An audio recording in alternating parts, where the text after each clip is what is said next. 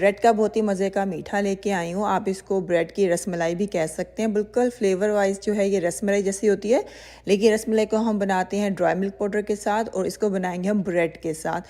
तो बहुत ही मज़े का झटपट सा मीठा है, ट्राई करिएगा। स्टार्ट कर लेते हैं रेसिपी को। यहाँ पर देखिए 5 पीसीज मेरे पास वाइट ब्रेड के हैं और इसके ऊपर थोड़ा सा दूध डाल देंगे। दूध डाल के इस ब्रेड को थोड़ा सा सॉफ्ट कर लेंगे। आगे 1 टेबल स्पून हम इसमें ड्राई मिल्क पाउडर भी ऐड कर देंगे।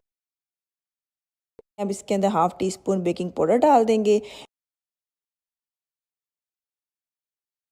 रबड़ी की तरह मज़ेदार सा दूध बनाने के लिए हम ले लेंगे 2 कप फ्रेश दूध और इसमें डालेंगे चीनी। फ्लेवर के हिसाब से आप कम और ज़्यादा चीनी कर सकते हैं। मैं 5 टेबल स्पून यूज़ कर रही हूँ और इलायची पाउडर शामिल कर देंगे। इसमें थोड़ा सा ज़ाफ़रान डाल देंगे और अब इसको मीडियम फ्लेम पे पकने देंगे। गरम गरम दूध जो है अपनी ब्रेड के ऊपर डाल देंगे। हम डाल देंगे थोड़े से मेवे इसको खूबसूरत बनाने के